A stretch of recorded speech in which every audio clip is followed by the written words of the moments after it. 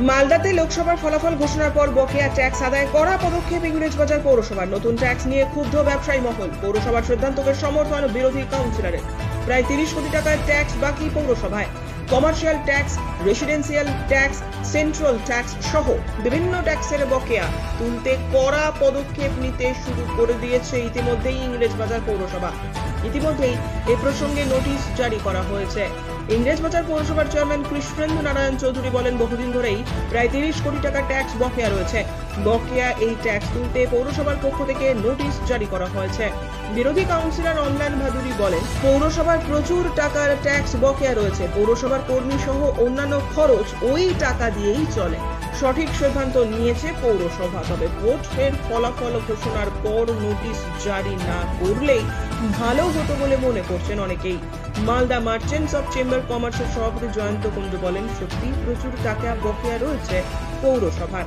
Commercial tax সহ বিভিন্ন tax বকেয়া রয়েছে। ইতিমধ্যেই পৌরসভার পক্ষ থেকে চিঠি করা হচ্ছে, তবে ব্যবসায়ীদের একটু সময় নিয়ে চিঠি দিলে ভালো হতো। ব্যবসায়ীদের উপর নতুন ট্যাক্স চাপানোর সমস্যায় পড়বেন তারা।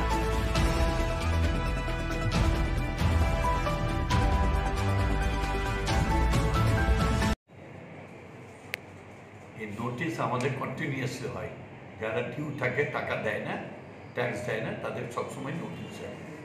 ভারত সঙ্গে কোনো সম্পর্ক নেই। বিজেপি এখানে ভোটের অঙ্কে জিতেছে, কিন্তু আক্ষরিক অর্থে বিজেপি আমাদের সাউথ মালদাতে হেরেছে। এটা আপনাদের বলে দিচ্ছি। দেখুন, ডিউজ আছে আমাদের, গভর্নমেন্ট হোল্ডিংয়ের ডিউজ আছে প্রায় 17 কোটি টাকা। তারপরে সেন্ট্রাল গভর্নমেন্টের সার্ভিস চার্জে ওখানেও 1 কোটি টাকা আমরা পাই। তারপরে রেসিডেন্সিয়াল হোল্ডিংয়ে 6 কোটি টাকা পাবো। কমার্শিয়াল হোল্ডিং, যেগুলো বড় বড় বিল্ডিং বানিয়ে নিচ্ছে, সেখানে আমরা পাই 6 কোটি টাকা। অর্থাৎ 30 কোটি টাকা আমরা বিভিন্নভাবে পাবো। তো নোটিশ যাবে না, এটা তো নোটিশ সব জায়গায় যাবে। বিজেপির 3 জন কাউন্সিলর আছে এখানে, একজন লিডার অপোজিশন আছে।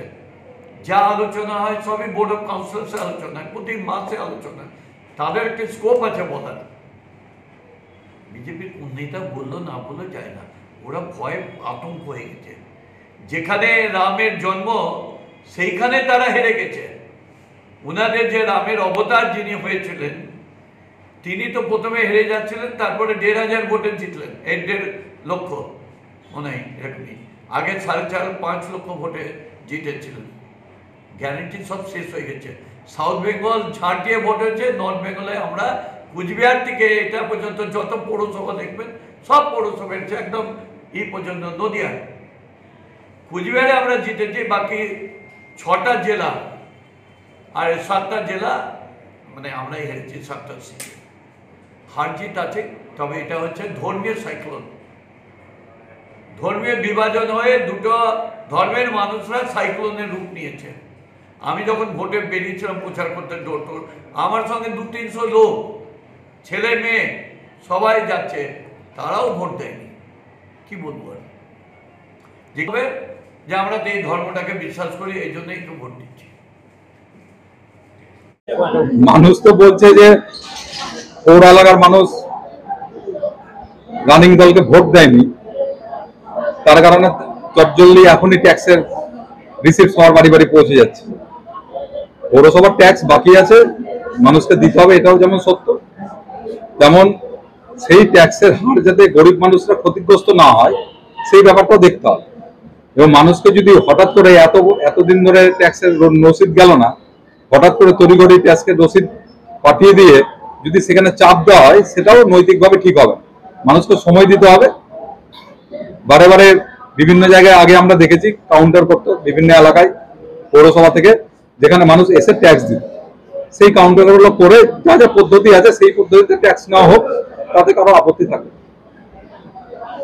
আমাদের বেশ কিছু ব্যবসায়ীর কাছে কিছু চিঠি গেছে বকেয়া ট্যাক্স আদায় করার জন্য। একটা চিঠি গেছে, আমরাও চাই যে বকেয়া ট্যাক্সটা আদায় হোক। বকেয়া ট্যাক্স শুধু ব্যবসায়ীদের বাকি আছে তা না, সরকারি প্রশাসনে বাকি আছে, কমার্শিয়াল ট্যাক্সেরও বাকি আছে। প্রায় আমাদের কাছে যা খবর আছে, তথ্য আছে, তাতে প্রায় 30 কোটি টাকার উপরে পৌরসভার ট্যাক্স বাকি আছে। বিভিন্ন সরকারি থেকে আরম্ভ করে, বিভিন্ন কমার্শিয়াল মার্কেট থেকে আরম্ভ করে সমস্ত জায়গা মিলে প্রায় 30 কোটি টাকার উপরে বাকি আছে। চেয়ারম্যান সাহেব যে চিঠিটা করেছেন, এটা করেছে হয়তো ভোটের আগে করলে আরও ভালো হতো, মানুষের সুবিধা হতো, মানুষ জানতে পারতো যে কত টাকা বাকি আছে।